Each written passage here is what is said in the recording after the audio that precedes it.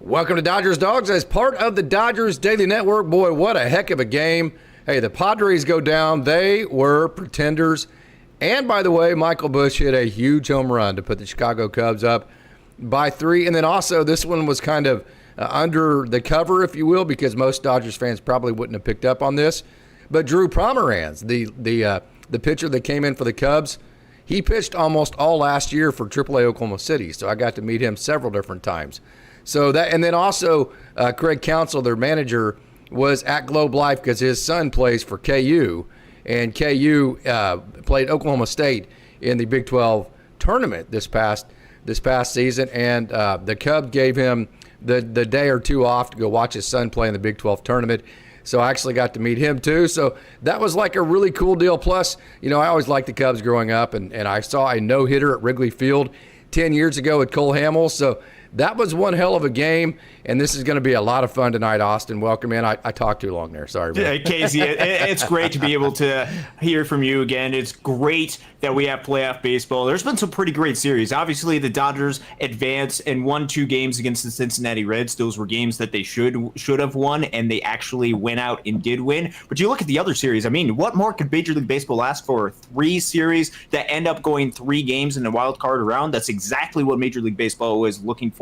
Tigers were able to overcome the Guardians, a team that they blew a giant lead to, and a team that they haven't really been able to overcome for years at this point. That was great to be able to watch. And then, of course, Chicago Cubs taking down the San Diego Padres. Obviously, that's a great thing here. Dodgers Dogs, part of the Dodgers Daily Network. Great to see Michael Busch have that home run. And just playoff baseball as a whole is so fun, so exciting. I know right now is the Red Sox Yankees. I actually have that down on the screen right over here. So if you see me looking down here, that's because I'm checking out to see what is going on in the Red Sox Yankees games, because I can't get enough of postseason baseball. And speaking of postseason baseball, Dodgers got a big series coming up against Philadelphia Phillies. And this is the series that I think was inevitable in the postseason. And I might as well get them out of the way right off the bat. You're going to have to get through them at some point, probably, right? Yeah, and that was the thing that was going to have to happen is once the Dodgers clinched the postseason, when it was still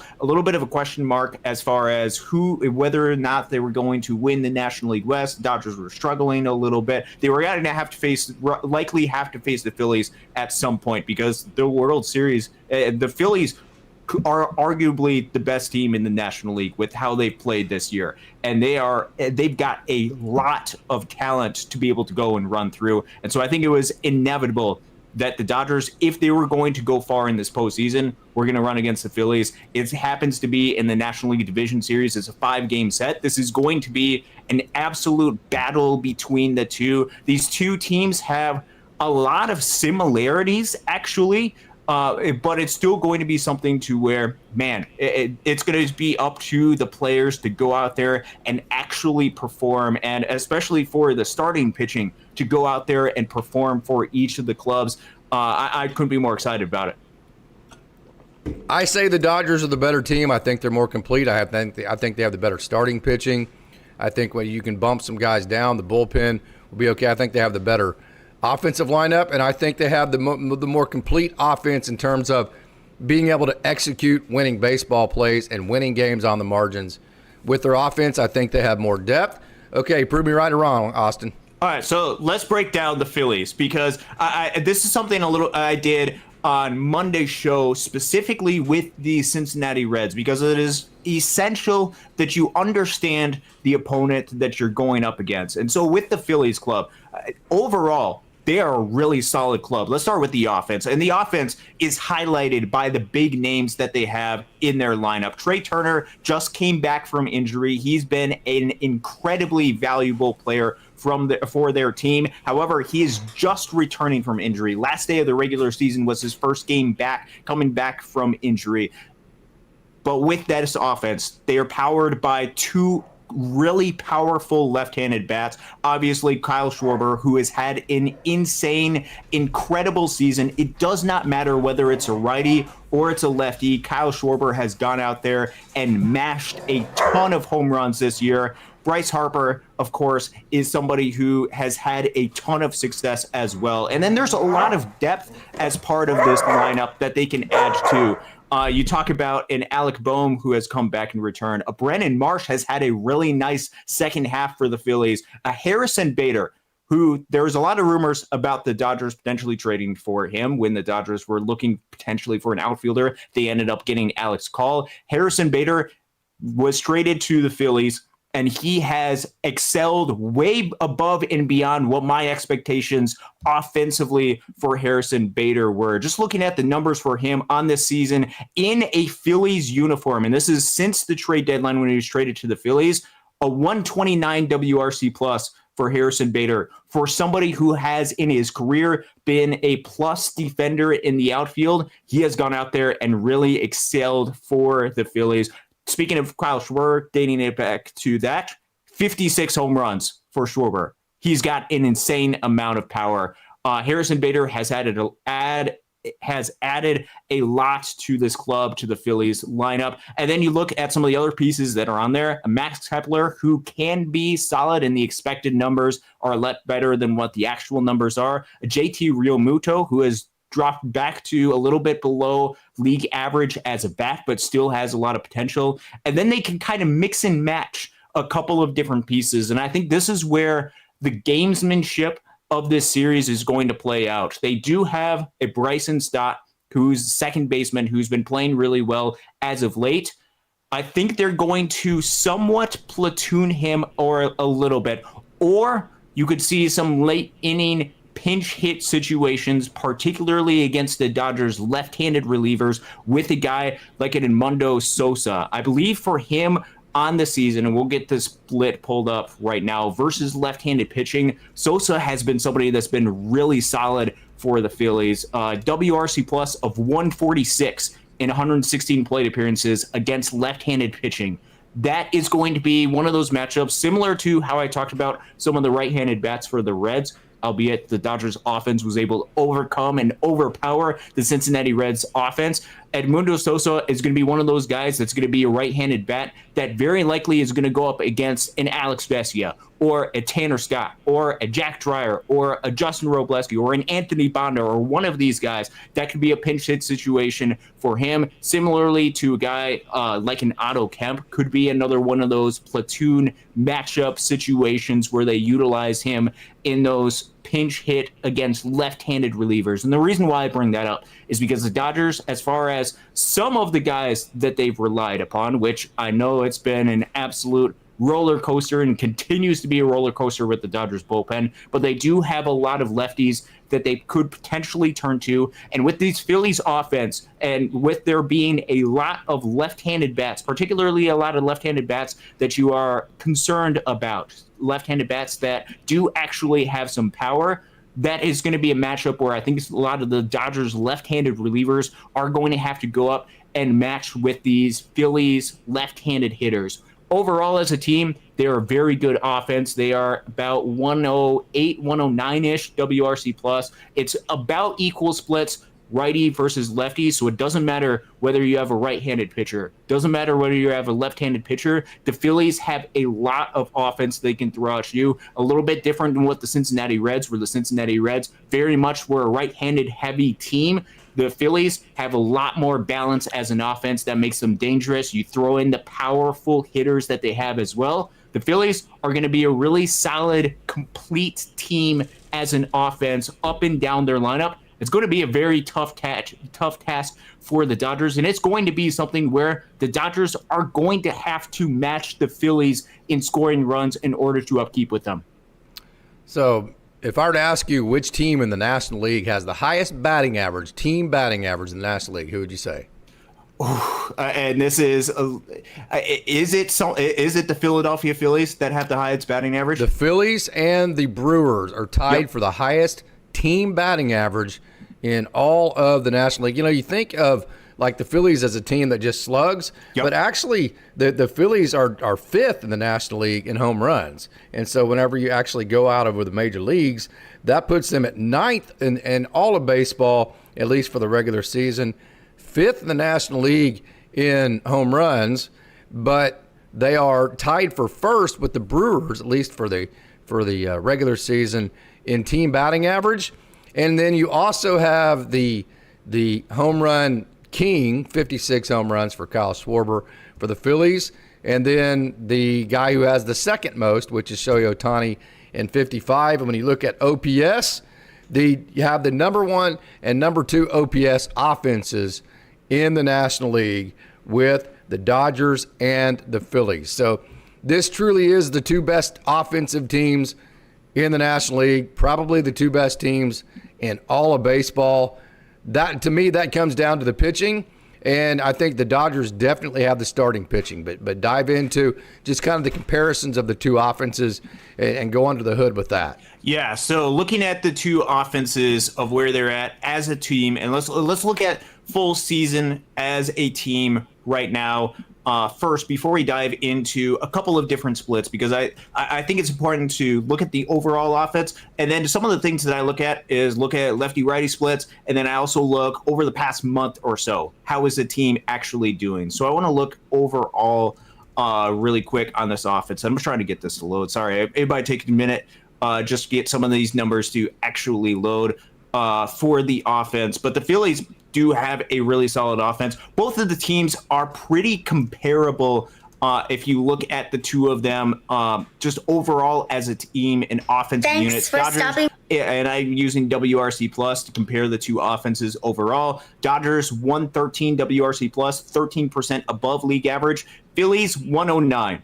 And when it's that close, it's really comparable for the 2. All of the expected numbers seem really solid. As an offense, though, the Phillies are kind of like middle in the pack with some of the plate discipline metrics. As far as walks. They're right around middle of the pack.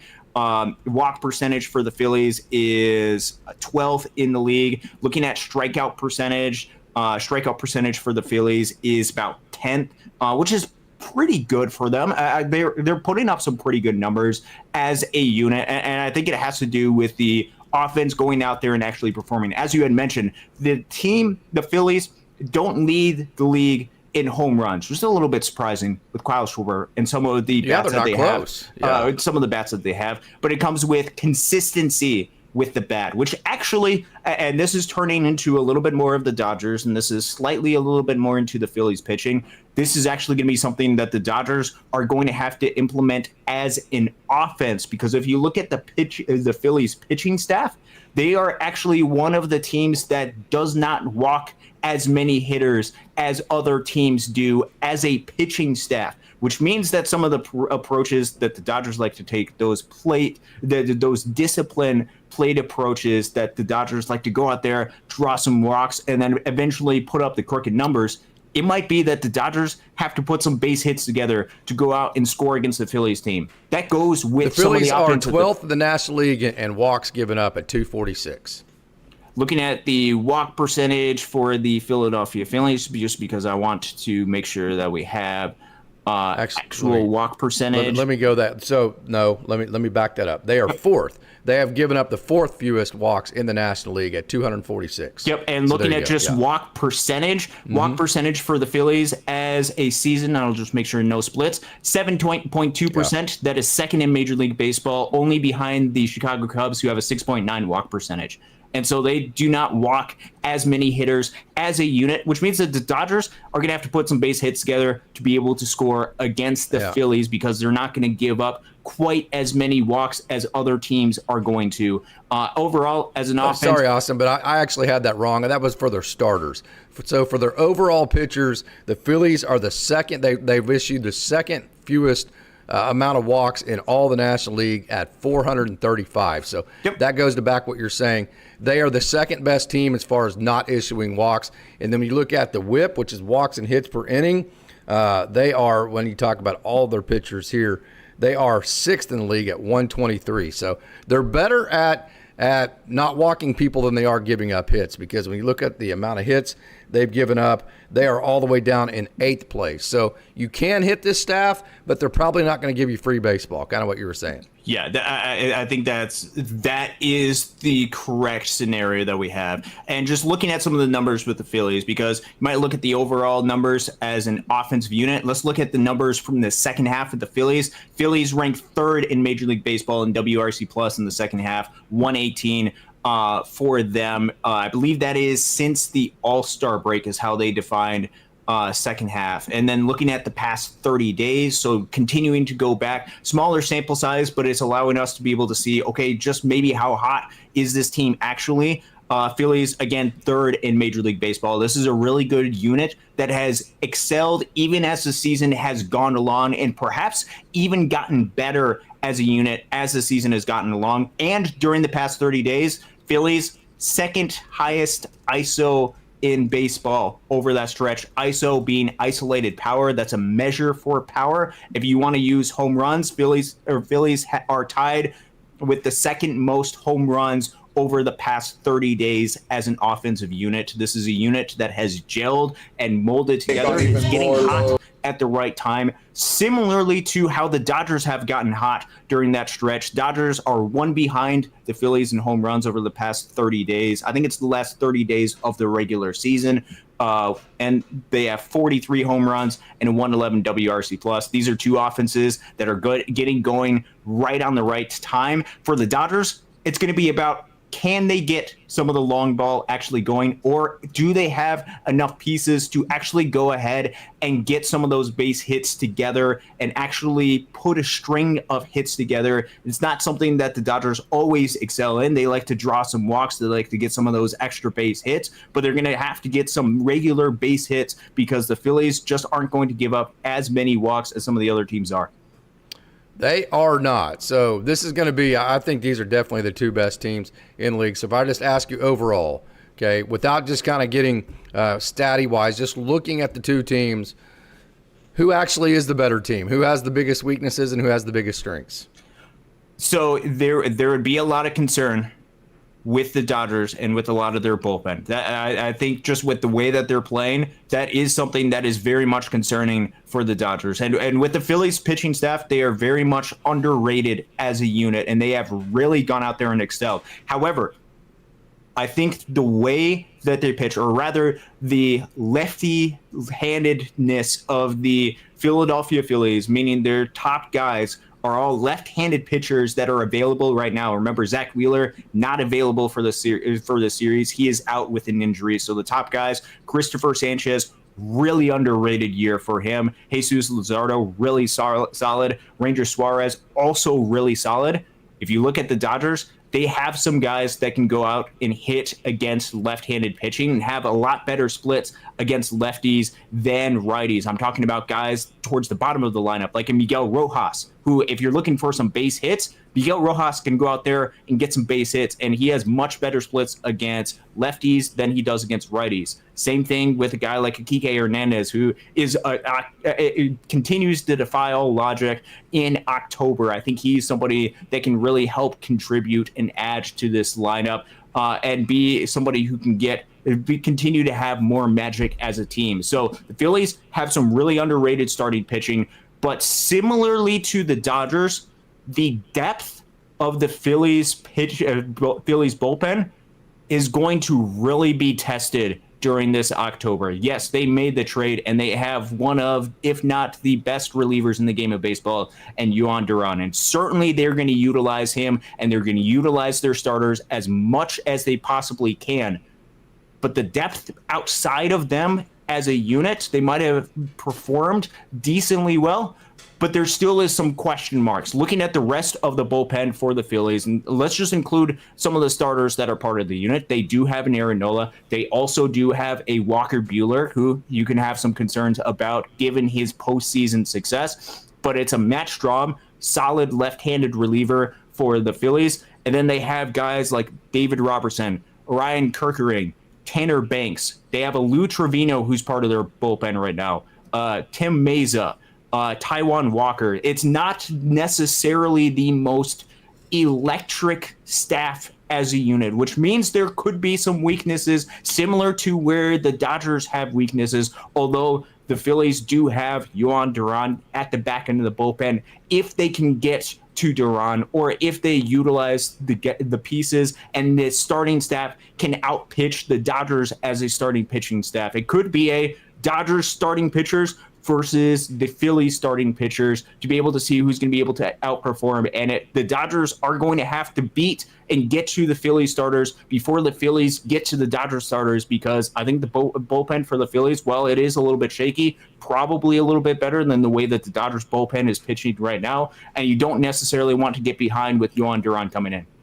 Okay. Snell probably game 2. We know Ohtani game 1. So where does that – we have a question here. Where does that put Tyler Glasnow, you think? So that's a really good question. And I don't necessarily know the answer. So with the way that it's mapped out, let's talk about the schedule. So it's Saturday that it's going to be in Philadelphia. That is very likely, almost certainly going to be Shohei Ohtani starting game 1. Game 2 is going to be on Monday, also in Philadelphia. So there's an off day. That is Blake Snell. He started on Tuesday. That gives him more than enough time to be able to rest. On game 3, you're talking about a full week between when Yamamoto was able to start, which means that they could utilize Yamamoto in game 3. Game 4 would likely be perhaps the soonest if you wanted to give a start to a Tyler Glasnow that he would start. It very likely would be a Tyler Glasnow game 4 of that series. You wait that long in between him pitching, though? That's going to be the trick, is how do you figure that out, and how do you actually balance that? So he's going to have some bullpens in between there. Just use those bullpens. Instead of him throwing a bullpen, throw him out in relief in a game. That would be my suggestion. You very well could, for example, in game 1, see him go out there and throw a bullpen, because the next time that he could pitch, or the next time that he would be needed for a start, would be Thursday, which means that you could see a little bit more of a Shohei Ohtani / Tyler Glasnow outing for the Dodgers against the Phillies to start game 1, because Tyler Glasnow could be available, ready to go for game 4. You also have Clayton Kershaw, who very likely could be added to this mix as part of the Dodgers roster, be able to help fill out the roster and provide more reliable arms as part of the team. He could be an option to start one of these games, although I don't necessarily know in this series that they turn to him, at least immediately. It could be something where they go with Ohtani, then Snell, then Yamamoto, Glasnow, and then it would be a week afterwards in which they could start Ohtani again in an elimination game 5. Yeah. So, okay, the roster. So do you carry 3 catchers? Does Clayton Kershaw get on it? Does Anthony Bondi get back on the roster? So let's go through the roster and kind of talk about, are they going to carry 15? Are they going to carry 15 position players and 11 pitchers still, even though it's a 5-game series? So take us through the roster, Austin.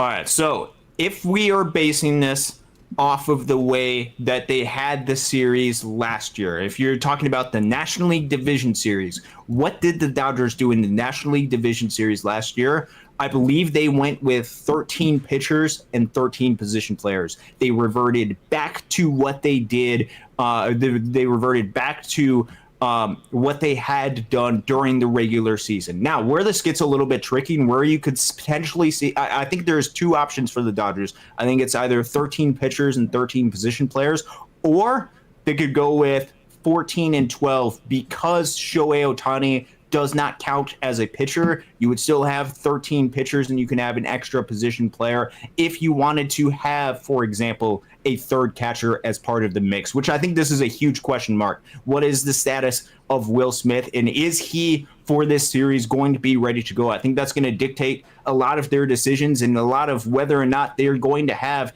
an extra pitcher as part of this mix. I think that's going to play an absolutely huge role in this series and what the Dodgers are actually going to do. When we're talking about different availability for some of these guys, the 2 guys on the pitching side that were left out of the bullpen previously, or left out of the pitching staff previously, were Clayton Kershaw and Anthony Bonda. Those were at least the 2 big names. There were some other names that were left out of the bullpen, but those were the 2 big major league contributing throughout the entire regular season names that were left out of the bullpen. The way the Phillies match up, they have a lot of left-handed bats that the Dodgers are going to prioritize getting out. And when you're talking about platoon matchups and when you're talking about platoon advantages, you want to look for where you're going to find the most success or where you're going to want to get the most key outs. And who are some of the guys that you want to make sure that you put at least at a little bit of a different disadvantage? It's Kyle Schwarber and it's Bryce Harper, which opens up a potential avenue for adding back in Anthony Bonda, who this year, and this is a stat that I've repeated quite a bit, a sub 500 OPS against left-handed hitters.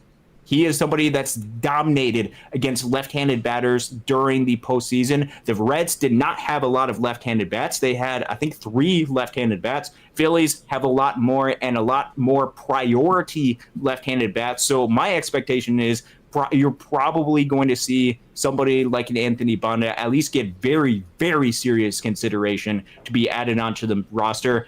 Clayton Kershaw, there's a good chance that you could see him and very likely could see him, depending on what the Dodgers' actual plan for Clayton Kershaw during this postseason. You could see him potentially be added onto this mix, which means if you're adding both of those guys onto the mix, along with all the other pitchers that you had, that puts you at 13 without Shohei Ohtani.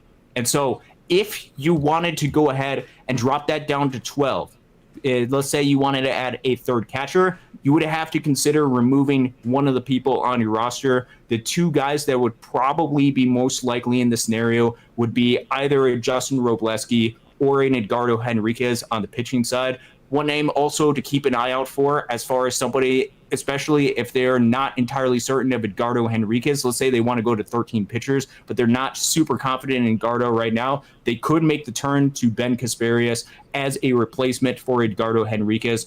All of these things are kind of lining up, and it depends on what the Dodgers want to do. Do they want to go with 13 or 14 position players? Do they want to have an extra arm? Or do they want to have a third catcher? Do they want to have an extra arm? Or do they want to have a defensive replacement in the outfield? All of which could be used by this is the thing, all of these things could be helpful and could be used by the Dodgers.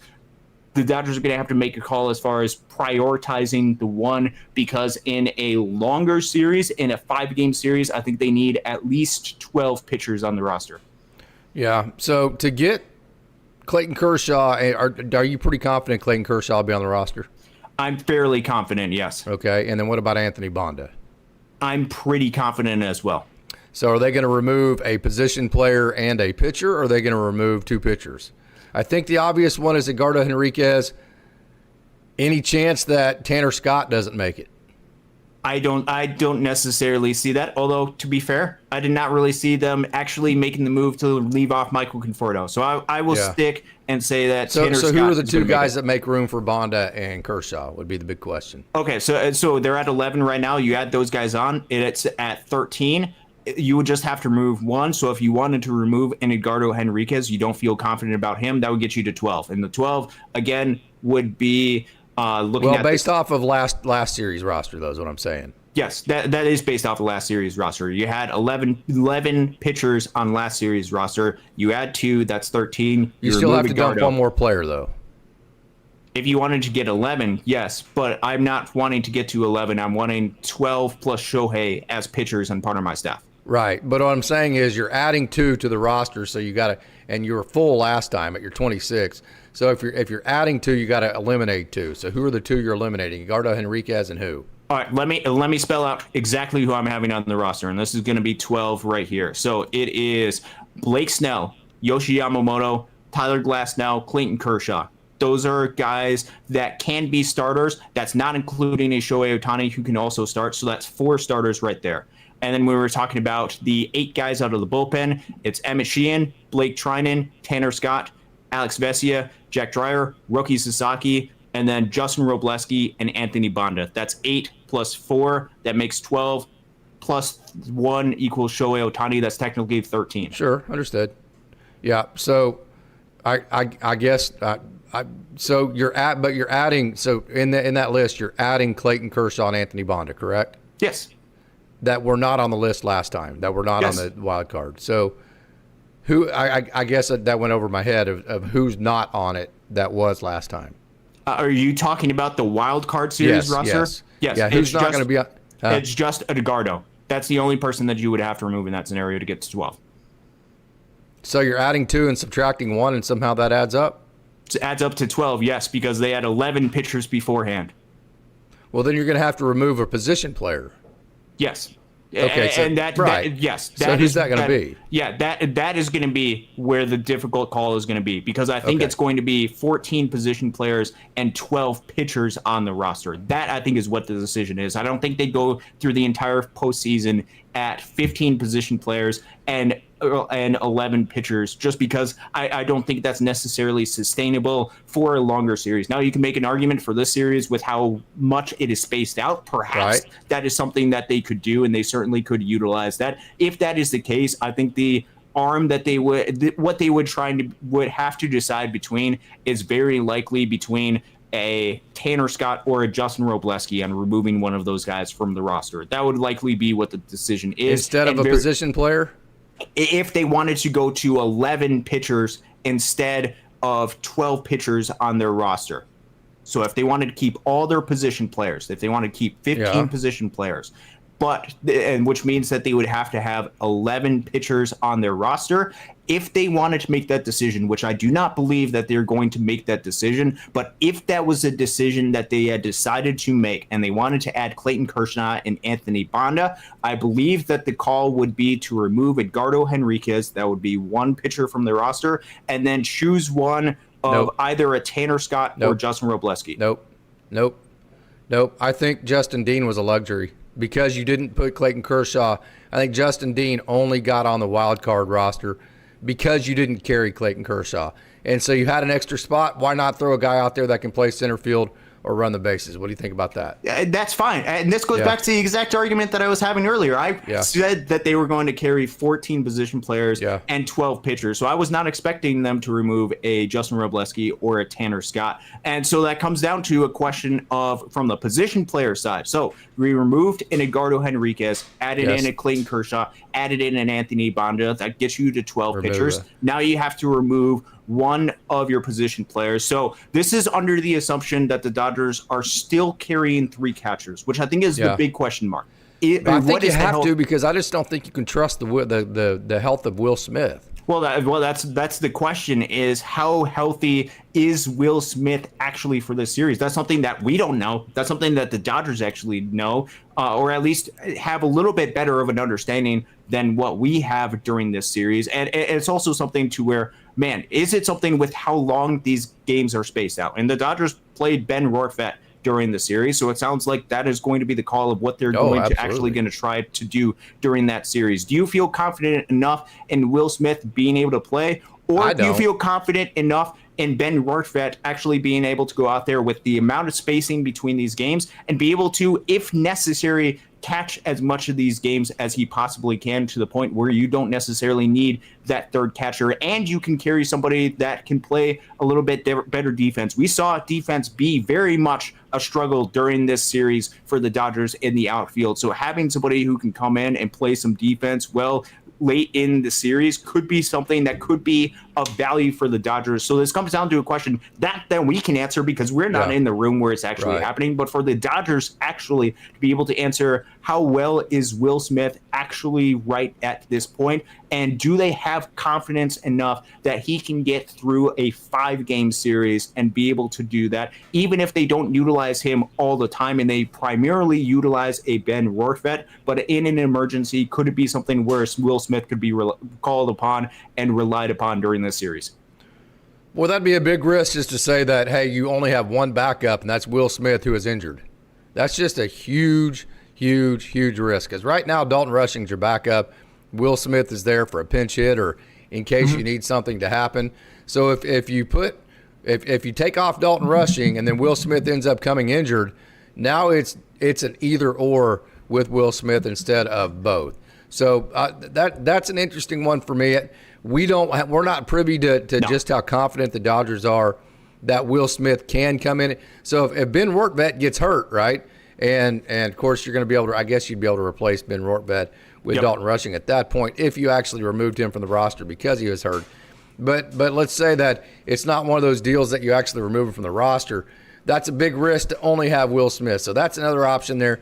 It could be Justin Dean. It could be Dalton Rushing if you feel like Will Smith is healthy enough to actually catch if Red couldn't do it. So there's your 14 and 12 mix. I know that Helen said earlier Helen had it exactly pegged for the wild card roster.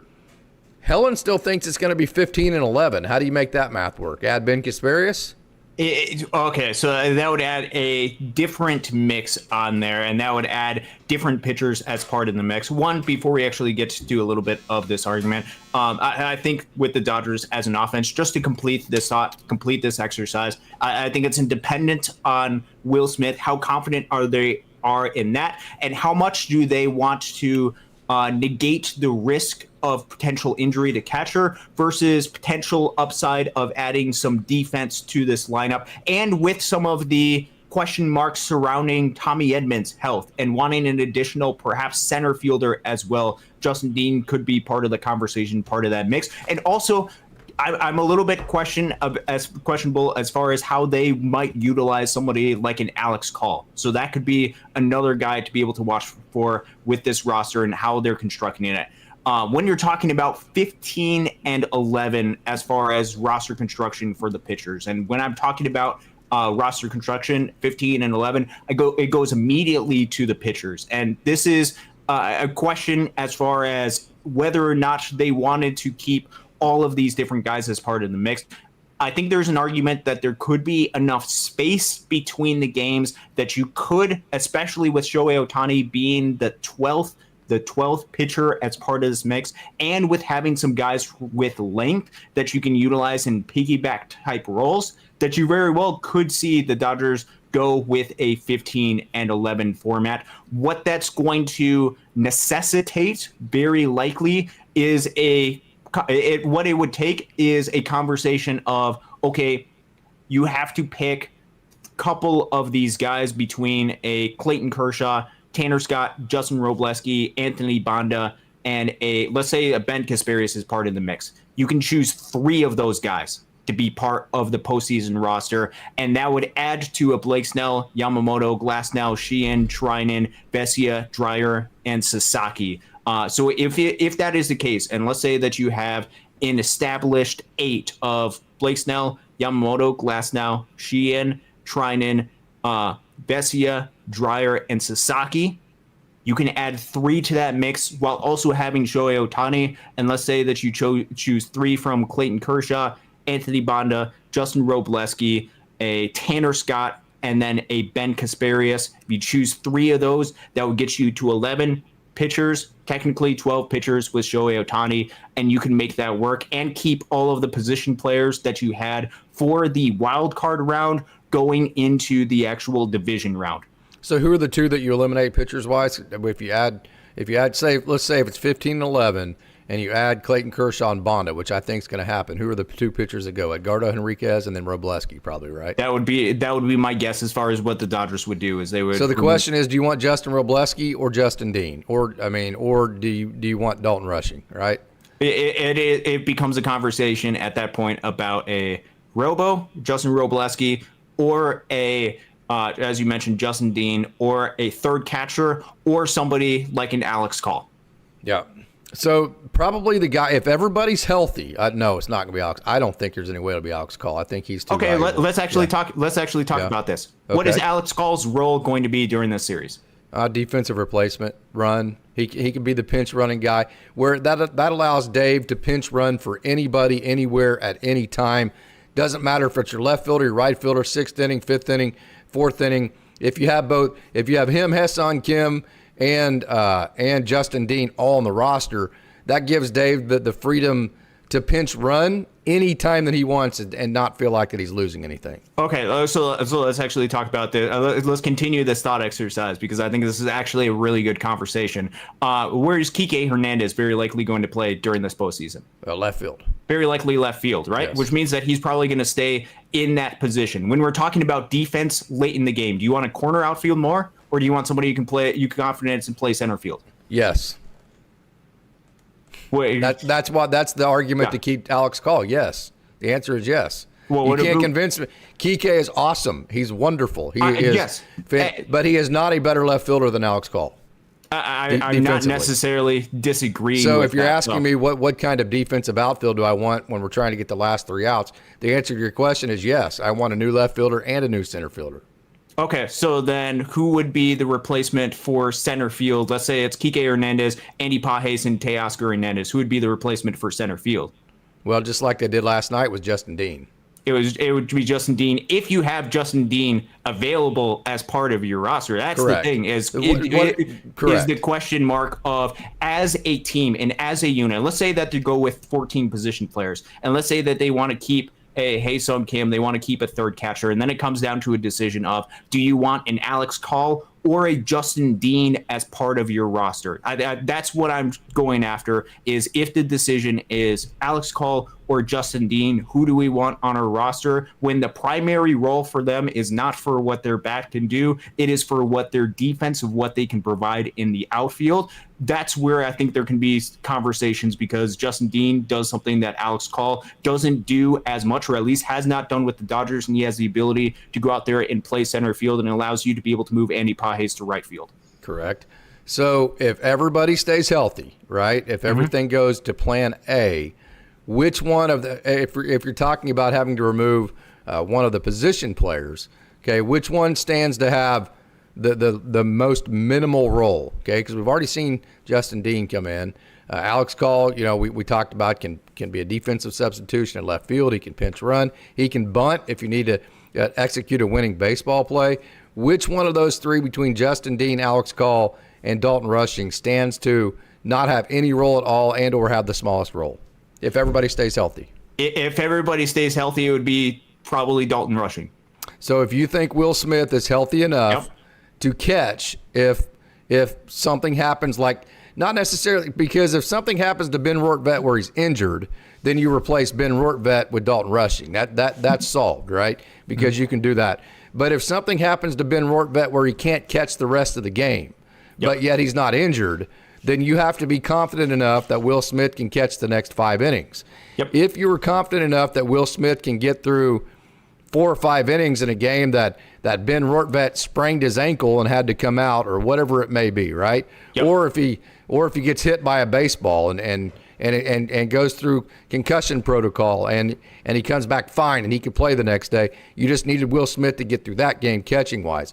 If you feel like Will Smith can get you through at least the back half of a game, then I think, I want to throw up when I say this, Austin. I hate saying this, but I think that the odd man out here is Dalton Rushing. I hate saying that. Gosh. I hate saying that, but based on the role that the Dodgers could utilize, if the catchers stay healthy, which that's the biggest question. This is why the offense and perhaps the entire construction of how they build this roster going into the series is dependent on Will Smith's health.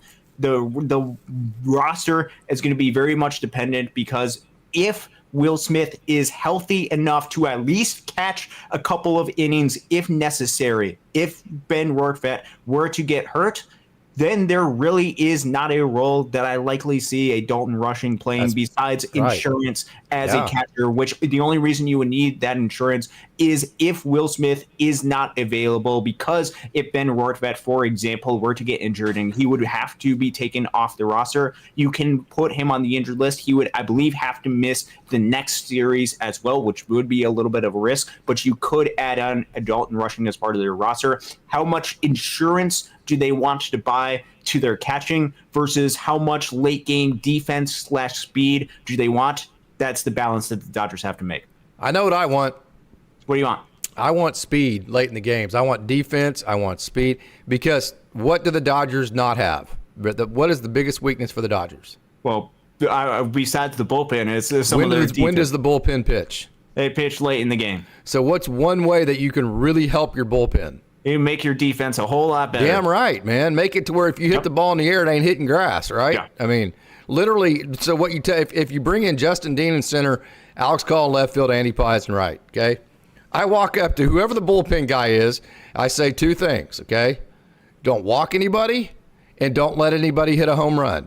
Beyond that, okay, we've got 75% of the earth is covered in water. And then beyond that, Alex Call, Justin Dean, and Andy Pages will cover the rest of the 25%, right? Yeah, okay, you add that, plus you have Mookie Betts, who's been a really solid shortstop, plus Miguel Rojas, who has historically been a really, really great defender up the middle. And if necessary, potentially you could do something where if you feel more confident in Kike Hernandez at third base, you could have him at third base late in the game to be able to, if you wanted to put the full defensive force on the Dodgers late in the game, that could be an avenue that the Dodgers turn to.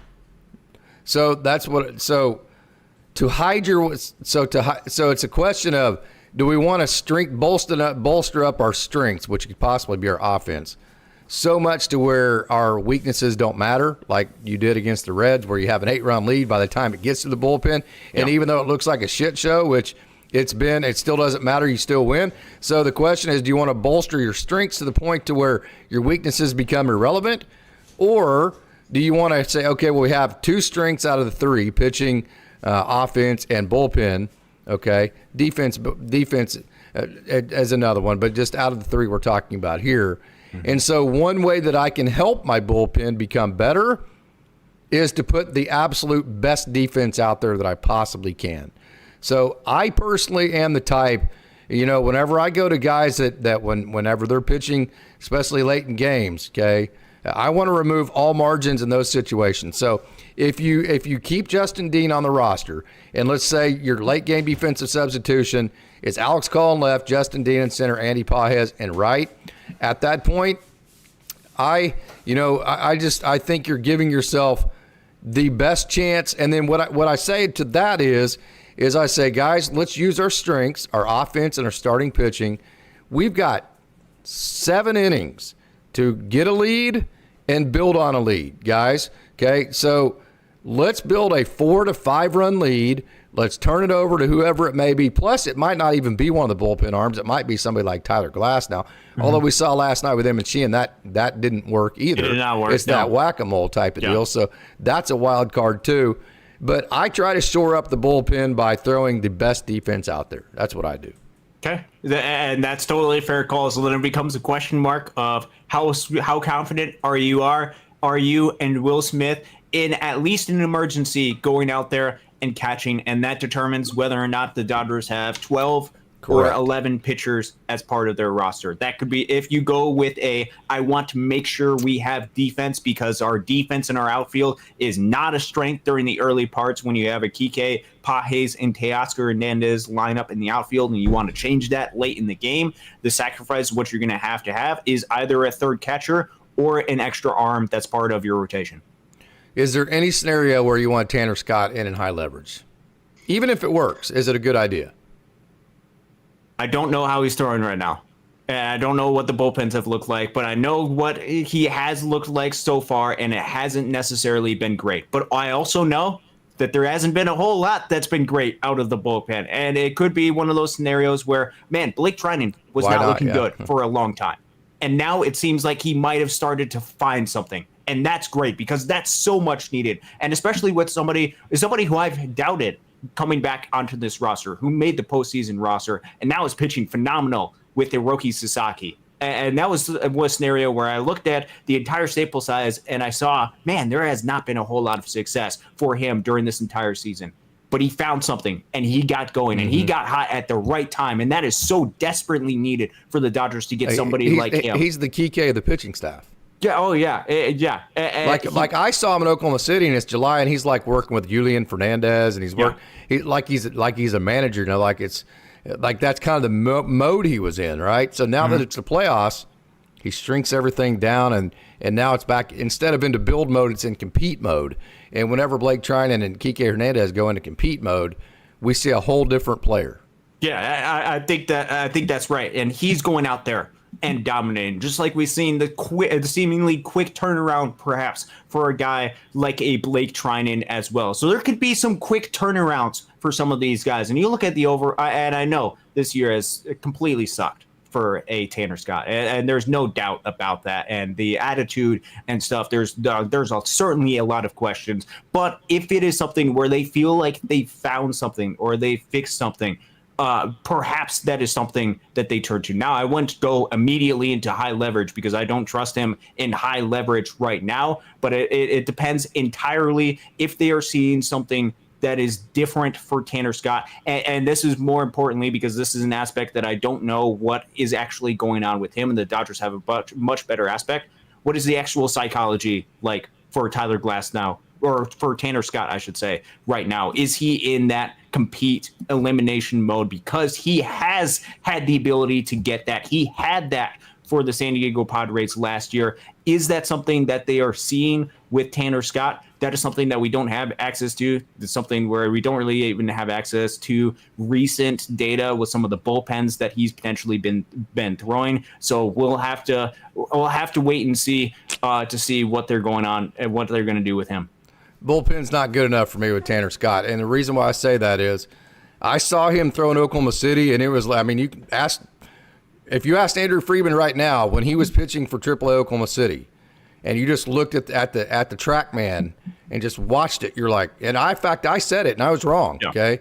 I was like, you're getting ready to see a different Tanner Scott. This dude looks freaking good, okay? Because he did. I mean, from a metrical perspective, from a confidence perspective, the way the ball was coming out of his hands, the way he's throwing strikes, the way he's bullying hitters, he looked great.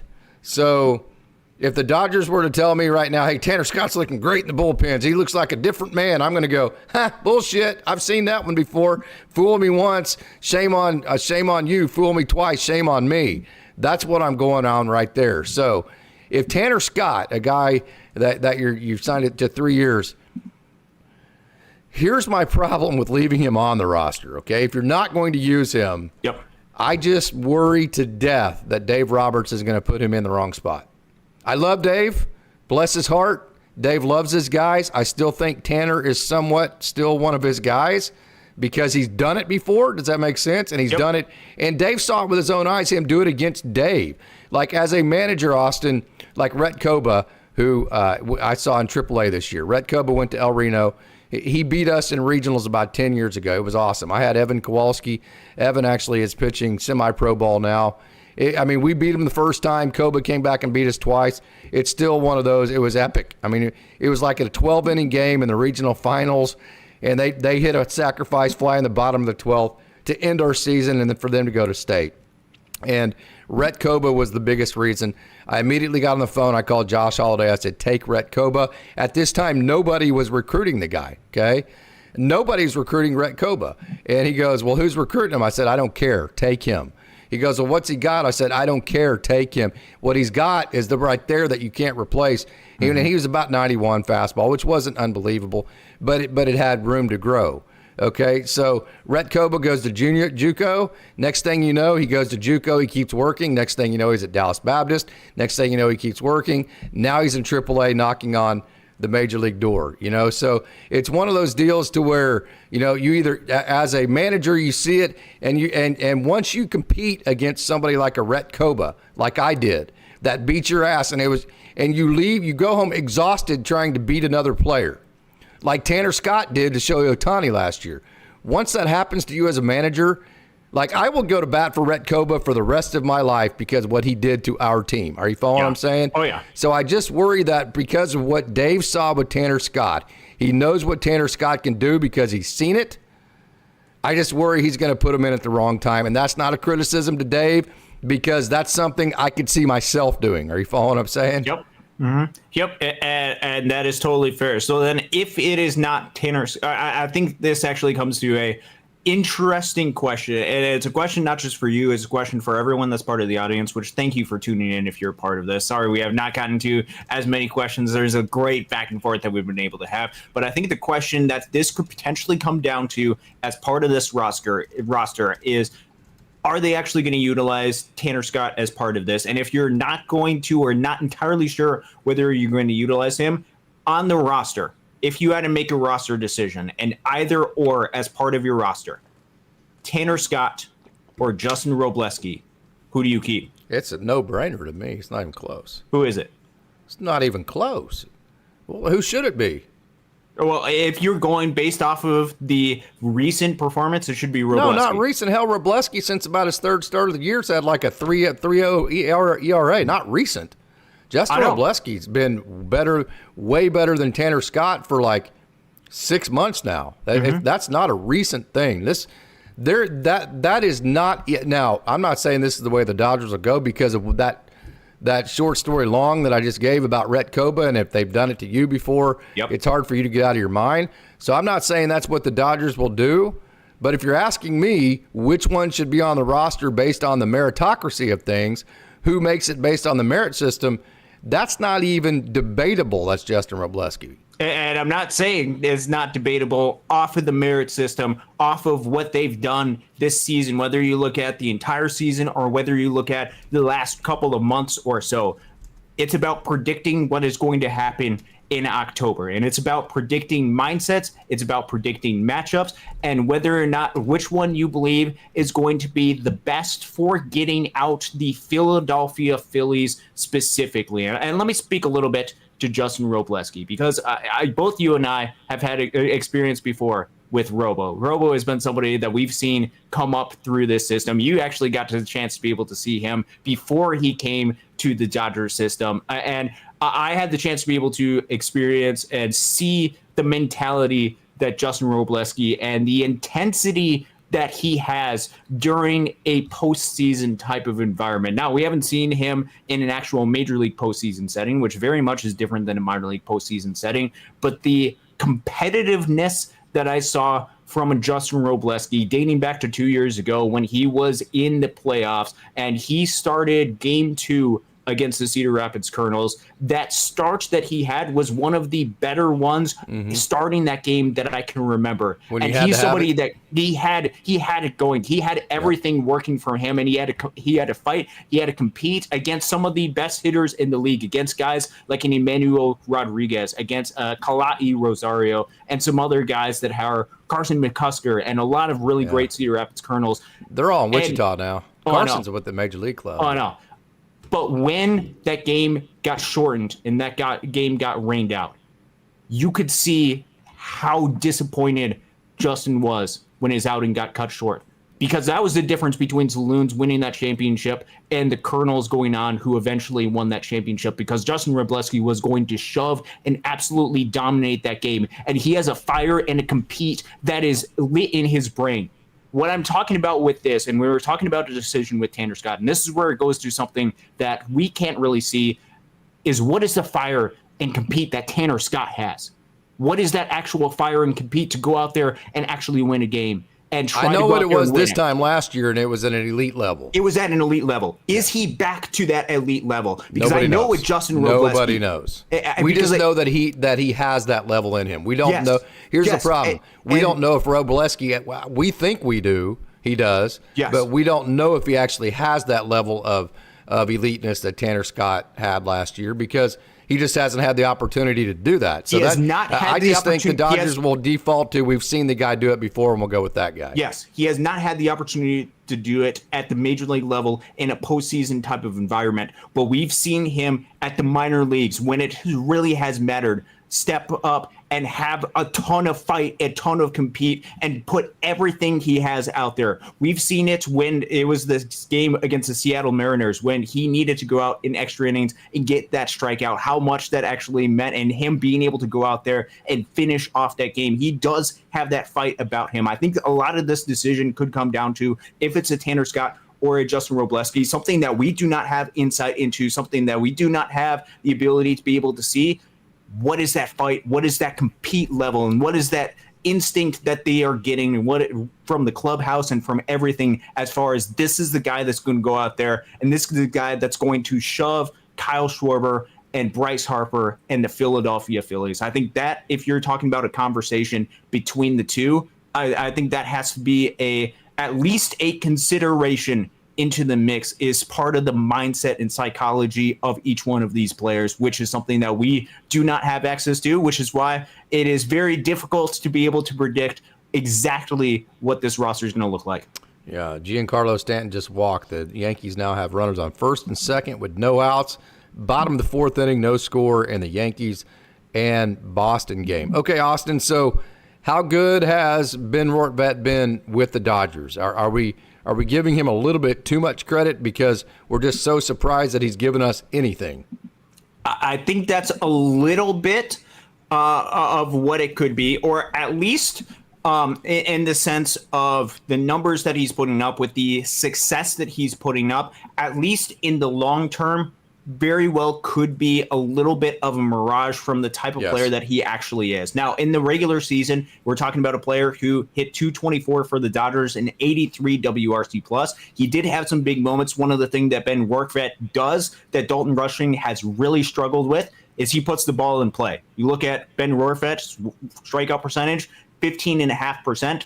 versus Dalton Rushing, who really has struggled with swinging and missing. It's about 37% for Rushing so far this season. That's a drastic difference where I think a lot of Dodgers fans are seeing Ben Rortvedt put the ball in play. And when you put the ball in play, even if it's a below league average on batting average and balls in play, you're going to run into at least a little bit of success. And I think that's what we've seen with Ben Rortvedt. Obviously has had some success during October, 8 plate appearances. He's had some big hits for the Dodgers. I believe 4 hits or 3 hits, I should say, for Ben Rortvedt going into October. He's had a couple of different bunts and stuff that they've utilized him. He is far exceeding what his normal mean is, which again, this is a career 190 hitter, 62 WRC plus, but he's provided some stability to the pitching staff when there's been a little bit of chaos with everything that's gone on with Will Smith. And he's put the ball in play and done all the little things that the Dodgers have asked him to do. Whether this is a long-term type of move that the Dodgers decide to keep and hold on to him, I don't necessarily know at this point. He doesn't have any minor league options, but right now he's filling in the role of exactly what the Dodgers need, and he's outperforming what he's done in his career, which I think is surprising the Dodgers and pleasantly surprising the Dodgers, especially because this is not a guy who has molded with the pitching staff for at least during spring training and spent some time with them. This is somebody that came in at the trade deadline and afterthought at the trade deadline for the Dodgers, or at least for Dodgers fans, and has come up and surprised everybody. So you got to give huge credit for Ben Rortvedt for stepping up when the Dodgers needed him the most and for providing all of this output. He is playing a key role to this team right now. He absolutely is. So I'm looking his batting average with the Dodgers so far. I'm looking at he's 3 for 6 so far in the postseason, and he was 17 for. He was hold on. So with the Dodgers, he was 11 for 49. So 11 for 49. So that's 14 for 56. Let me add that up right now. 14 for 56. He is hitting 250 for the Dodgers right now, which that feels like a bigger. That feels like for what the Dodgers are getting in for him. That feels like a big overachievement for what Ben Rortvedt has always been. So, hey, I'm all in for. Hey, let's ride that horse. And like you said, he's very good defensively. He bunts the ball. Like Craig says, he's gotten key hits. I'm all for riding that horse while you can. I think in the long term, you're probably going to have to say, hey, I think we probably caught lightning in a bottle here. Let's reevaluate. Maybe they trade Dalton Rushing in the offseason. I think if they did trade Dalton Rushing in the offseason, Jazz Chisholm just got a hit to give the Yankees a lead, by the way. If they do trade Dalton Rushing in the offseason, actually, they didn't send the runner from third. I think that's best for Dalton, so I'm good either way because I think, like Michael Busch, Dodgers fans right now aren't very high on Dalton Rushing, and in my opinion, I'm going to say it's because of a crappy role he was given, the same with Michael Busch. And if you go get the opportunity that Michael Busch got, then I think you'll see the same thing that Michael Busch did, who hit a big home run, by the way, in that clinching game for the Cubs. I think you would see that similar climb for Dalton Rushing. So I'm fine. I'm totally good if they trade Dalton Rushing in the offseason. If they make Ben Rortvedt the backup catcher, I think you would be doing it just on the premises that, hey, he can execute winning baseball plays. Probably won't hit 250. Next year, he'll probably hit below 200. If you just kind of put the roll in there, just know that's the regression that's probably going to happen. But if you're good with the way that he plays defense, good with the fact that he can put the ball in play, good with the fact that he can bunt whenever you need him to bunt, That's your backup catcher. That allows you to trade Dalton Rushing to somebody else for some prospects or whoever you may want. That gives Dalton Rushing a great opportunity to play somewhere else, base hit for the Yankees. Yankees, I know they didn't send the guy from third, so 1-0 Yankees. That's a scenario to play out there. So I'm good with riding Rort Vet while it lasts. I think you have to reevaluate that and not be emotional in the offseason, though. Yeah, this is previewing a little bit of off-season talk that we're going to have, which is not time for us. I've been doing a lot of prep for off-season talk because it's going to come at some point, and certainly one of the main discussions that we're going to have during the offseason is what exactly to do with the backup catching, what exactly to do with Dalton Rushing, because I think it's a conversation about finding the maximizing what you've got with Dalton Rushing. And that's going to be a decision that the Dodgers are going to have to take. Certainly adding in a Ben Rortvedt as part of the mix and having some of the success that he has is going to make this conversation at least a little bit interesting, at least a little bit compelling. But that is certainly something that we'll talk about during the offseason. Right now, he's hitting well. He's doing exactly what he needs. And if this is the main stretch where he's able to have success as a catcher during the league, that's going to be a massive benefit for the Dodgers. This is a dumb thing to say, but in some weird ways, because, you always have your dudes, right? Yep. But to win, the role players have to come through. Like, there's a saying that my holes need to be more shallow than your holes. So if my warts are better than your warts, okay, my weak link, however you want to put it, is stronger than your weak link, that goes just as far to winning as if my best players are better than your best players, as long as the talent is, somewhat equal, which even as good as the Dodgers are, the talent in the major leagues is pretty equal, even whenever you go down to the worst teams in Major League Baseball, but certainly in the playoffs, right? So from that aspect, not actually saying he is this, but from the aspect of my weak link needs to be better than your weak link, there are some arguments to say that Ben Rortvedt saved this season. I mean, he's had some MVP qualities to the fact that he has bridged this thing to where the Dodgers are at without Will Smith and during a time to where Dalton Rushing wasn't necessarily playing all that great. I think you can make a case that he has had some MVP qualities from that aspect. Not that he actually is we know who the MVPs are, don't get me wrong. Yeah. But from the fact that he has made our weaker links less weak than the rest of the team's weak links. Did I explain that at all? Is that confusing? He has filled in a role in which the Dodgers desperately needed somebody to fill in a role, and he has done this incredibly well. And I think the speed in which he has adapted to the pitching staff is remarkable for him, and you have to give him that credit. And any additional offensive contributions are a bonus. And he's added a little bit more than bare minimum offensive contributions. He's been a little bit below league average as a bat, but he's been exactly what the Dodgers need. He's put the ball in play and done a lot of the little things right. And those little things have helped make the team a lot better as a unit. And I think he's done that extraordinarily well. Has he been better with the Dodgers offensively than he has been throughout his? He has. He's been better quite a bit. So it's relatively comparable to what he did. So this is what he's been. Okay. Well, no, it's not. He's had one season, which is 2024, last year with Tampa Bay, in which he played a little bit more of a regular role. He played in 112 games, and in those 112 games had an 87 WRC plus. The previous 2 years, he was used a little bit sparingly, kind of like what he was this year, and it was a 41 and 37. He has been a below league average bat, but last year he was around offensively, if you look at just the overall picture, about what he has been for the Dodgers as a player. So it might not be lightning in the bottle. This might be actually what he is. It might be around what he is. Just, again, looking at the overall career trajectory for him, it's about a 62 WRC plus. But even if you say, okay, maybe he's around a 75 to 80 WRC plus, which batting average for him would be around maybe 200-ish as a batting average as your backup catcher with minimal power being able to add, but doing some of the small little things right. I think that's probably the profile of player that you're looking at for a Ben Rortvedt going forward. I think that's what you would hope as far as the hope what would be for the offensive ceiling for him as a catcher or as a offensive player. As a catcher, he's had some pretty nice defensive metrics to be able to back up that he can provide some value defensively, both framing, fielding run value, defensive run saves. A lot of those are positive for him when he's had time and experience to be able to catch. Is there any way that you can look up what the team ERA is when Ben Rortvedt catches? I've never been able to figure out how to do that. That's a good question. I don't know if I could do that or good not. Homework.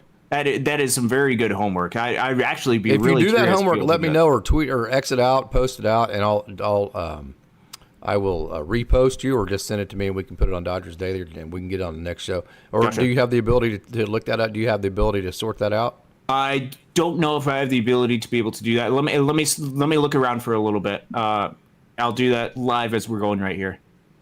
Okay, this from AI. Ben Rortved's catcher's ERA in his 18 games with the Dodgers has been 2.89. That's according to AI. That's Jay looking it up on and AI coming out. Yeah, so 2.89. So, hey, there you go. That's pretty good, right? Hey, let me ask you. Let's get into a tough conversation here. Hey, there's another base hit for the Yankees. Yankees are getting ready to run away with this thing. So the Red Sox desperately needed to win yesterday's game. You go into that last game at Yankee Stadium. Good luck on that deal. Okay, so let's have a tough question. We all love Ha-Seong Kim. Yep. We love his speed. We love his fun energy. I love getting the chance to interview him. Awesome dude. Going to be a really good player. We're excited to have him in the system. All of that. Yep.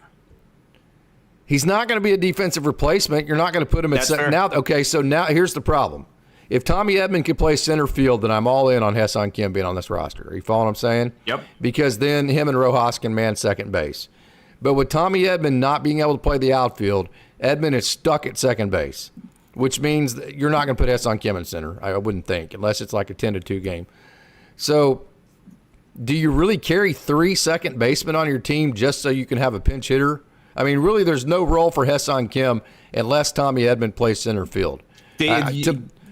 Yes, and I think that is right. So perhaps the conversation that we were having earlier when we were talking about Justin Dean versus Alex Call versus a third catcher should actually have a fourth player that's part of that mix as well, and it should be Justin Dean versus Alex Call versus a third catcher versus Ha-Seong Kim. And I think this was really highlighted, especially because of what you had talked about, because I don't necessarily know the role for him besides maybe being a pinch runner, because I'm just looking at the way the Dodgers have utilized him over the past month or so.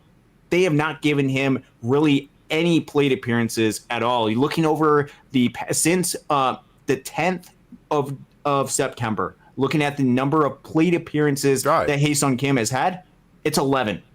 He's strictly a pinch runner. That's the only role he's going to play. He's not even going to play defense. That's the only role, which means that, okay, how much more value does a Ha-Seong Kim pinch runner have versus a Justin Dean pinch runner when you could utilize him in a defensive position in the outfield?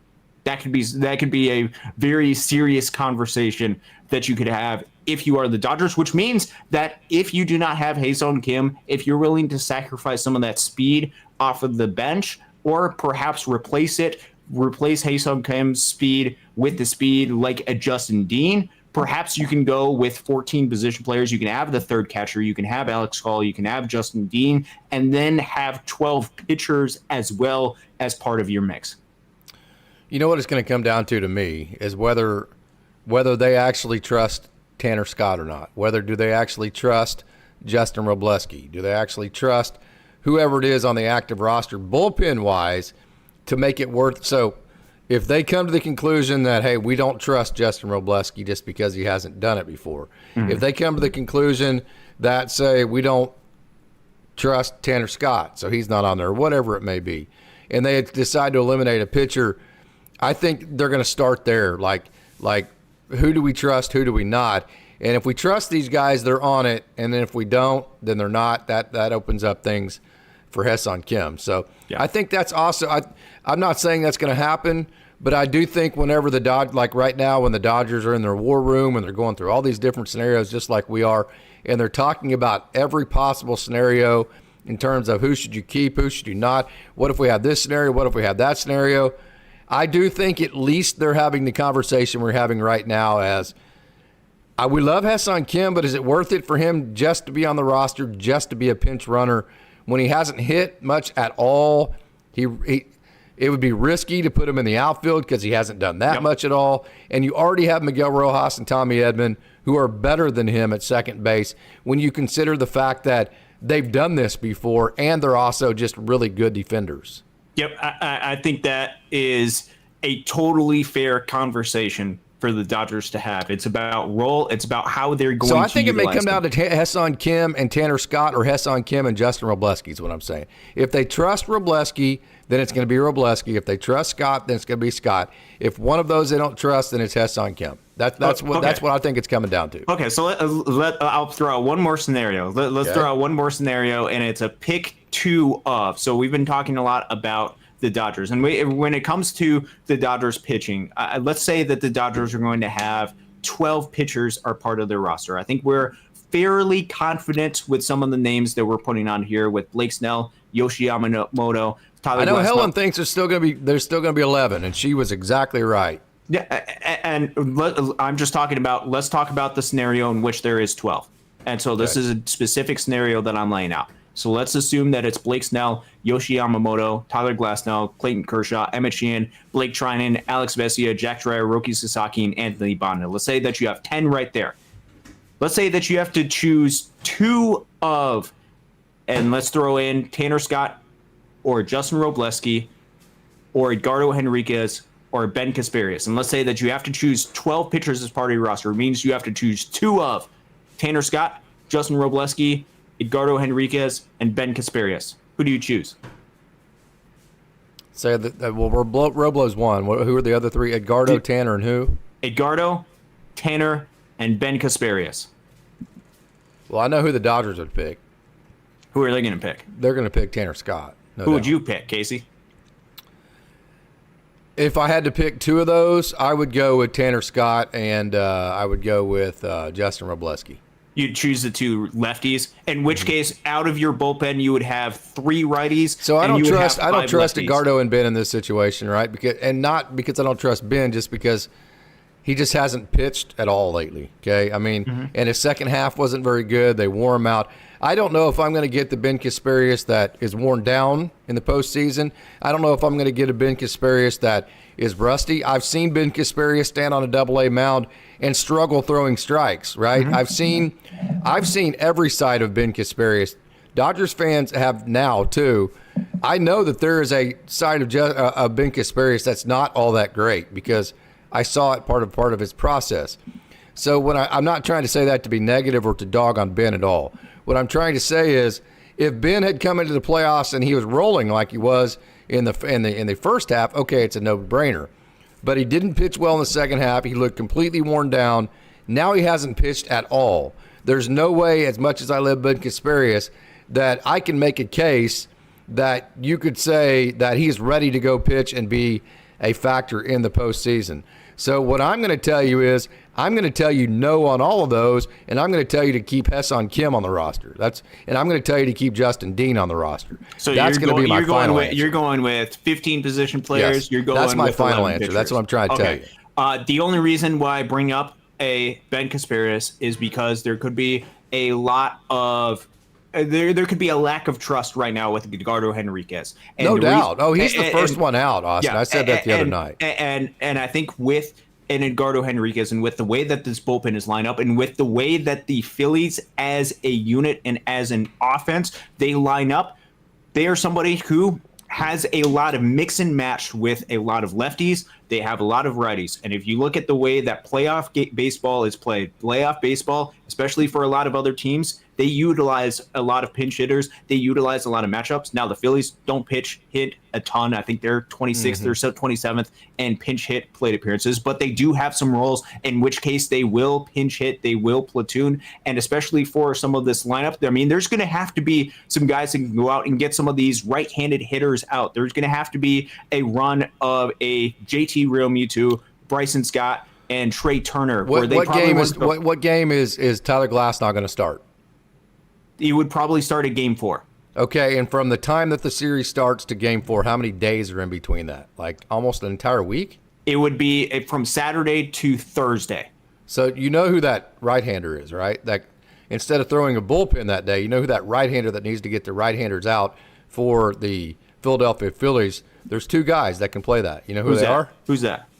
Emmett Sheehan and Tyler Glasnow. Which, no doubt. But what about the other days? And that's a question because you can utilize. So let's say that Tyler Glasnow. So are you throwing Kasparias out there over Blake Trinan? What I'm saying, and let me finish what I'm saying. Tyler Glasnow starts on or plays a role in the bullpen on Saturday. He is out on games 2 and game 3, which means you cannot utilize him in those scenarios. Which means that you have 3 games and that you can utilize 3 right-handed relievers: Emmett Sheehan, Blake Trinan, and Roki Sasaki. And when it comes to playoff baseball, you're looking for those matchups, and you're looking. So who would you rather? Which one of those 3 would you rather have Kasparias then? I'm not saying that you would rather have Kasparias over those guys. What I'm saying is you need reinforcements if you want to get matchups right, and depending on how the series actually lays out, especially when you have a run of right-handed batters that you want to go ahead and get out. If you wanted to have a righty matchup for a Bohm, Marsh, Bader run in the lineup, or for a Ray Muto, Bryson Stott, and Trey Turner run in the lineup, where you have righty going out and facing a couple of right-handed pitchers, that could be a matchup in which case you want to utilize a righty, in which case they might want to have a couple of different right-handed options and mix and match both righties and lefties to try to get matchup advantages in this series. And one of the difficulties is if you have 12 pitchers and if you only have 3 righties and 5 lefties, you're going to have some matchup potentially disadvantages as part of your lineup. Now, perhaps you're willing to trade those matchup disadvantages because you believe in this one pitcher, but the scenario in which case you bring in Ben Kasparias, and one of the reasons why it's possible, not saying it's likely, not saying that it will happen, but possible that they could bring Ben Kasparias as part of this bullpen, is because they know they have one shot with Tyler Glasnow out of the bullpen, because he's going to need to be available for Game 4, which means you have limited amount of right-handed relievers. So why would it be Ben Kasparias to get right-handers out? He's actually not been good against right-handers. Against right-handers, he's got a 719 OPS on the season. That's about what it is versus left-handed batters. That is 246 batting average against. That's league average. He hasn't been. So if I'm going to get a right-hander out, okay, and I have 2 choices, and one of them is Ben Kasparias, and the other one is Alex Vesia, and I'm going to do it based on who's been better against right-handers, it's not even close. Alex Vesia has been way better against right-handers than Ben Kasparias. Alex Vesia has been a little bit better than right-handers. He has his batting average against is less than 200. I'm not going with batting average. I'm going with OPS because that takes into account both walks and power. Alex Vesia has a 682 OPS. Ben Kasparias is a 719. That's a jump of about 30. So why would you choose Kasparias over Vesia for the right-handed matchups? Would be my question. I'm talking about there's a long stretch in games, and this could be because you're going to utilize Alex Vesia specifically for a Kyle Schwarber, a Bryce Harper, and for an Alec Bohm. Perhaps you use it for that specific run because I want to save Alex Vesia because they're going to have to utilize them to get those guys out in priority, as opposed to he's going out and getting the 6, 7, 8 with 2 righties in the Phillies lineup. So what has Anthony Bonda been against lefties? Versus lefties, he's got a 496 OPS, a sub 500 OPS. Against righties, it's a 773. Correct. So if you need to get the lefty out, you know who that needs to be? Anthony Bonda. Absolutely. That's what he does. He gets lefties out. So if you need to get lefties out, that's Anthony Bonda. If you need to get righties out and you don't have the Tyler Glasnow, the Emmett Sheehan, or the Blake Trinan available, it's not Ben Kasparias, it's Alex Vesia. That's what I'm saying. But you have to mix and match different levels and different matchups for each one of these players. Part of the long game of this series, and this is actually what they did really well against the Padres, is they threw a lot of different arms at the Padres so that each individual player had different matchups to where they couldn't tune in into an Anthony Bonda. So it wasn't something where Kyle Schwarber faces Anthony Bonda 4 times during the series because, here's a lefty, go ahead and throw Anthony Banda each and every single time, which means that you're going to have to, you can throw out Anthony Banda against that run of the lineup, but you're going to have to mix and match and have different looks for each one of these guys so that they can't get completely comfortable, which means that there's going to be times in which you can't necessarily go with an Alex Vesia versus the righties every single time, which Alex Vesia has been solid against righties as far as limiting damage on this season. And so I think that could definitely be an option and definitely is going to be an option that is utilized. But you're looking at different matchups and different scenarios that are going to pop up, and you're going to want to create as many looks as you possibly can for each one of these guys. And perhaps that's what some of the decision of the roster is going to be, is how do we create different looks as part of this roster so that the Phillies have uncomfortable at bats going into the season, so that we're not throwing guys that all throw exactly the same and they can dial in and tune in, but they have to look out for different pitchers and mixing and matching. And that is one of the ways that other teams have had success during the postseason. Okay, so all this is great, wonderful. Okay, Ben Kasparius on the roster or not? Putting you on the spot. Putting me on the spot. I would predict probably not, but I wouldn't be surprised. Right. Okay, Ha-Seong Kim, yes or no? You know what? I'm going to say he's not. Oh, I take Costa Brubeck, Justin Dean. I will predict that they are going with 14 position players, and I'm going to go with the shocker. I'm going to say you mean on July 17th when I'm watching Oklahoma City Comets play, and I'm watching Justin Dean and Ha-Seong Kim, and somebody came up to me and they're playing like the Sacramento River Cats, and somebody goes up and goes, "Hey, that dude right there, that D2 guy that the Dodgers got, that he's going to be on the playoff roster, and the Ha-Seong Kim guy out there that everybody came to see today, by the way, he's not." I would have looked at that person and went, "You're an idiot. Get the hell out of here." There is no if Justin Dean makes the National League Division Series roster and Ha-Seong Kim doesn't, from somebody who watched those guys play so much at Oklahoma City, that's going to be the biggest brain bend of all time for me. Hey, I'm not saying I'm against it. I'll be super happy for Justin. Ha-Seong Kim will have plenty of time. This does feel like this is kind of – so the reason why I feel it probably sounds like I'm rooting for that, this feels like Justin Dean's one chance, right? Like this is his run. This is going to be his story 20 years from now. This was my major league career right here. Whereas it feels like this is just the start for Ha-Seong Kim. So and I think this is because I have question marks about Tommy Edman and some of the stuff that he's able to do, which might seem, you might have question marks about his ability to play second base. As far as being an outfielder. As far as him getting on his feet. And if he's the one that you have question marks about, and if you have question marks about Will Smith as well, what you're going to have to do is you're going to have to plug in some holes, both at the catching position and also in the outfield as well. Hey, we're probably going to be wrong as hell, and we're probably the only show in the history of the world. Like, if people are here watching this show that have never watched this before, they're probably going, these guys are talking about Ha-Seong Kim being on the roster. These guys are dumbasses. I'm turning the channel, right?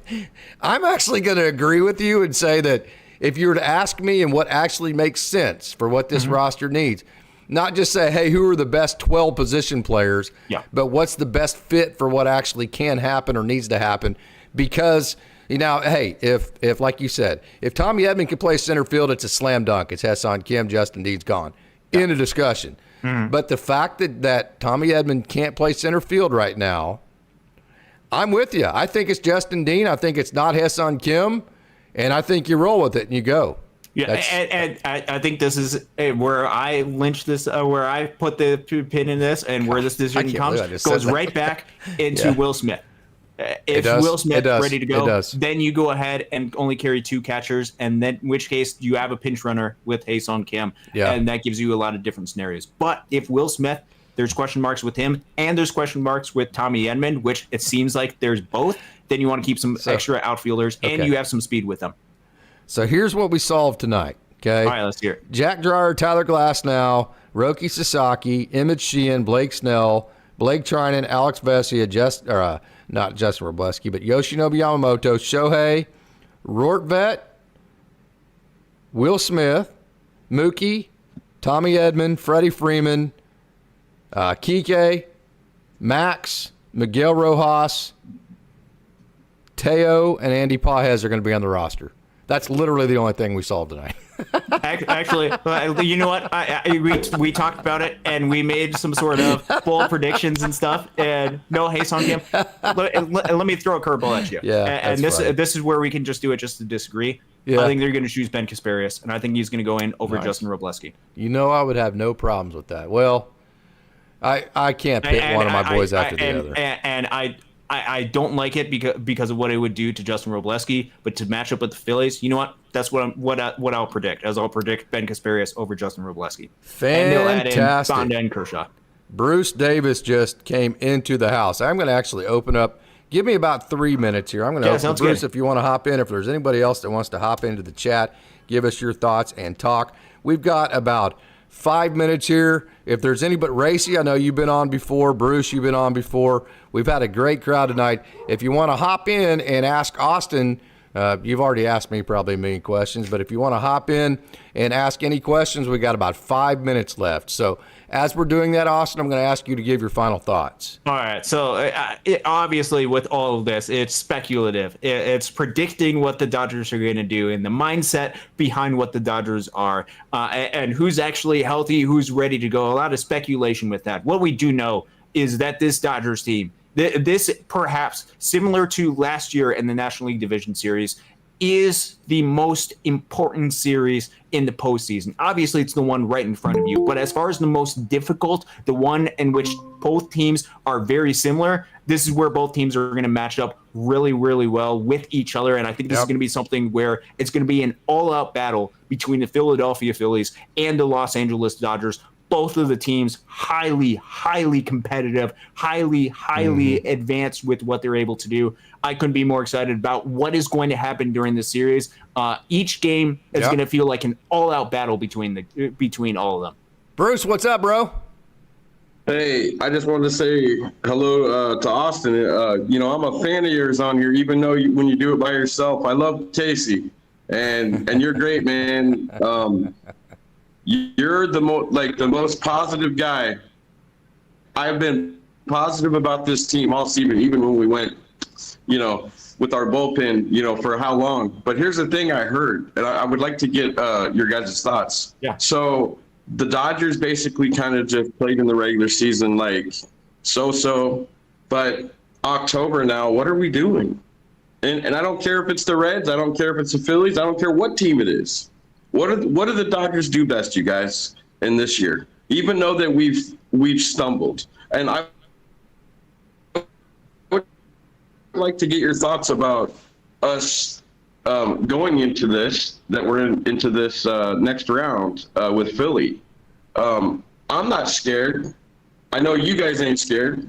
But the one thing that bothers me is, Casey, you said, Roki, I don't want you to close games. Well, guess what, brother? If I'm the coach, that dude is my ninth inning guy. Fine. What's your thoughts, sir? Austin? Yeah, it is one of those things. First off, I appreciate it and appreciate all of the support that you have. It is one of those things where, especially with the state of where the bullpen is at, it is something where it defies logic. It seems like no matter the moves that the Dodgers take, it could be guys that they seemingly rely upon. Alex Vesia in Game 1 of the Red Series goes out there, isn't the same Alex Vesia that we saw. Emmett Sheehan, when he went out there, was not the same Emmett Sheehan. Edgardo Henriquez, when he's had some success during the season, was not the same. Just nothing seems to be working. And one of the things that is working right now is Roki Sasaki, and he's dominant, and he's been really effective, really, really good. I think it could be matched up dependent, and I liked with the way that they've utilized him in these couple of roles. And I'm one, certainly, who likes the larger sample size and being able to look at that large sample size. But right now, I have no idea what's going on with the bullpen. I have no idea who's going out there and being successful, and I'm trying a lot of different things. And I think it's going to come down to, is this matchup with each one of these guys? And this goes into a little bit more of the advanced scouting report that gets a little bit more difficult because it goes to different pitch types. It goes to righty versus lefty, but it goes even deeper than that. is this going to be a matchup that could potentially be advantageous for Roki Sasaki for the guys coming up and for the guys that potentially could be pinch hit coming in and being lefties that come off the bench? So this could be a scenario where, okay, is this going to be something where a Garrett Stubbs or if a Bryson Stott do you go matchup or do you go who's my best? Typically speaking, when you put closers out there, you're not worried about matchups. You're just going with your best. Yes, and that's going to be the question. It's a question of, okay, how confident do you feel in each one of these guys? And I think right now they probably feel a little bit more comfortable because of the success recently that Blake Trinan has had, and because of the experience that he has, they probably utilize him in that role. But certainly Roki Sasaki if it's a one-run, really well. so there may be a difference if it's a one-run game who you bring in versus if it's a three-run game. Yeah, I think if it's a one-run game, maybe it's Blake Trinan. If it's a three-run game, it's Roki. That may be a way to look at it too. Yeah, it's all about or you have a weapon in Roki Sasaki, and he's pitching well. How do you make sure that he remains a weapon for you in October? Because he's one of the bullpen arms that is pitching with some confidence right now, and you want to be able to see that going forward, and you want to make sure that he's pitching as good as he possibly can be and able to continue to go through with that. But certainly with the state of the bullpen, I'm certainly for trying a lot of things. I'm sure that you are. Yeah.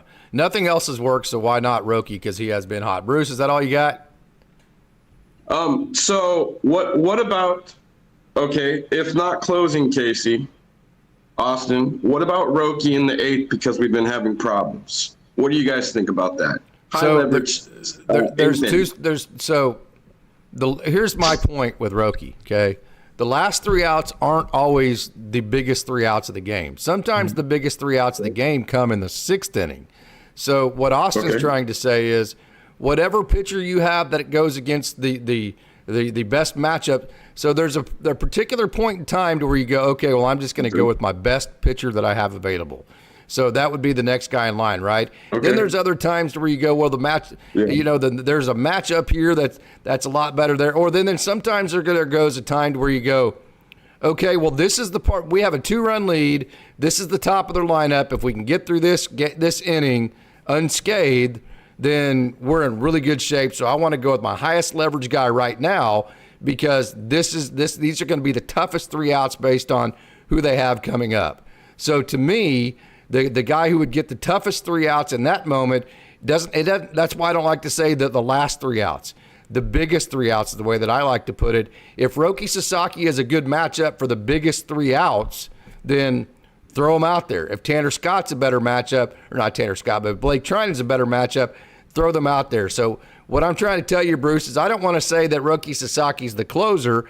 I want to say that if you think he's the best arm you have left in your bullpen at the back end, I want him to get the 3 biggest outs. That may come in the 7th, that may come in the 8th, and that may come in the 9th, in my opinion. Yeah, for this Phillies in particular, there's 2 guys that I fear the most in the lineup. It's Kyle Schwarber and Bryce Harper.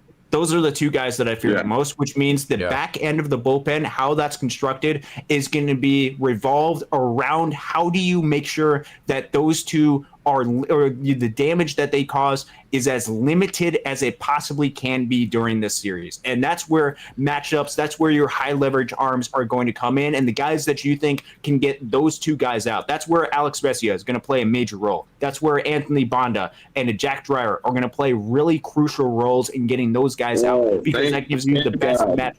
What was that?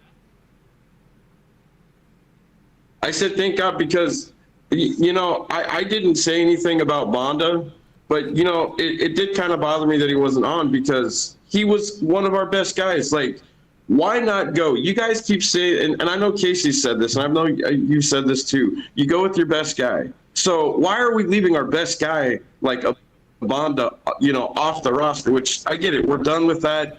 But why would you leave him off? The guy had like a 3 ERA or something. Because you wanted the extra offensive player. You weren't going to use him anyways because you didn't have to, and you needed the extra offensive. You wanted the extra offensive player, which they used. Yeah, they put Justin Dean in center. Yeah, I'll give you the baseball minded rationale, and it's totally fine to be able to disagree with this. Again, every single opinion you can disagree with this 100%. with Anthony Banda, what the Dodgers saw with that particular matchup, and it came with a matchup specific against the Reds. The Reds had a lot of right-handed hitters in particular. If you look at where Anthony Banda has struggled the most, it has been against right-handed hitters. If you look at the power and the production that right-handed hitters have had against Anthony Banda, it just wasn't the greatest matchup in particular with Anthony Banda. They felt like other players matched up a little bit better with the success that they've had with right-handed hitters. Reds only on the roster had 3 lefties that they could utilize, so there wasn't that run of left-handed hitters that Anthony Banda could have a lot of success. And with the shortened condensed series, I think that's why they decided not to utilize Anthony Banda against the Reds. With this upcoming series, the Phillies have a lot more lefties that are part of the mix. They're very much more balanced, which means you have a much better role for Banda to be able to go out there and actually go out there and succeed. So if Anthony Banda is not on the roster when they announce the roster tomorrow, I think it's a sign of something is going on with Anthony Banda, because it would be a complete shock to me, because I think he can be somebody that can be a real weapon at getting a Kyle Schwarber and a Bryce Harper out, which I think is 2 of the big keys going into the series. Yeah, I think it's twofold too. So you mentioned Banda not good against the righties. That's one part of it. Then the other part of it is that Tommy Edman can't play center field. So I think the Dodgers wanted another center fielder to play in late game situations. So I think both of those aspects matched up perfectly to pull that trigger. Bruce? And last question, you guys. So are we going to go with the same, you said not Dean, but are we going to go, is Conforto going to be on this roster? What are we going to do? Are we going to have Kike play center? What's your guys' thoughts? And that's it. Yeah, so my expectation for Michael Conforto, first off, I expected the Dodgers to carry Michael Conforto going into the Red Series. We all did. Because the Reds did not have a lot of lefties to be able to match up with the Dodgers. How they've utilized Michael Conforto is against righties. They kept him off of that series, which means if they kept him off of the series in which it was going to be most advantageous and when they had the most positioned players on their roster, I'm not really expecting Michael Conforto to be on this roster. When you look at the Philadelphia Phillies and their starters, they are primarily left-handed starters. The 3 guys that they could and probably are likely to throw to start the series, Christopher Sanchez, Jesus Luzardo, and Ranger Suarez, all lefties, all games in which Michael Conforto likely is not going to enter as part of. And so I don't think there really is a great role for him, especially with potentially needing some defensive replacements late in the game. Michael Conforto has not been the greatest defender in the outfield. And so I think it is something where you want some of those Alex Calls or Justin Deans as potential defensive replacements late in the game. To start the game, because it's a lot of lefties for the starters for the Phillies, I think it's going to be something where it's going to be probably fairly similar to what you saw during this series, where it was a Kike Hernandez in left field, Andy Pages in center, Teoscar Hernandez in right, which is not a great defensive outfield, but as an offensive unit, if you take into account Kike Hernandez, his October magic that he seemingly brings, you take into account a Teoscar Hernandez who has done really well offensively as a force, and also with Andy Pages, and I think this perhaps could be an underlying story. Remember when the Dodgers went to Philly at the beginning of April, that was at the low point of Andy Pages. He wasn't hitting. He made the bad read in center field. This could potentially be redemption for Andy Pages, especially with the matchup versus lefties, in which case he's had a lot of success in his career versus left-handed pitching. I think that would be a great storyline potential to be able to befall upon the Dodgers. But as far as Michael Conforto, I don't really envision it as part of the roster because of the decisions that you have made, because you want to find a way to get Kike Hernandez as part of the mix, and because with second base, I think you can utilize a lot of Miguel Rojas or a Tommy Edman. Miguel Rojas hitting really well against left-handed pitching, and then Tommy Edman in his career a little bit better versus lefties as well. I think that's how they go with it, and I just don't think there's a good fit for Michael Conforto on this playoff roster really throughout the entire run. Plus, he's not part of the future. So he's not part of the future. So there's nothing like Tanner Scott. You might leave him on there to say, well, we've got him 2 more years, so let's work him back in there and try to figure out how we can get his investment back. There's none of that with Conforto. I mean, Casey, you got some bad news. We got Tanner Scott for 3 more years after this. 3 more years. Okay. Yeah. Well, so, hey, Bruce, appreciate it, brother. Thanks, guys. Appreciate Okay, it, man. Jason. Have a good Thank you. evening. All right, man. All right, so 3 more years after this. Okay, Yeah.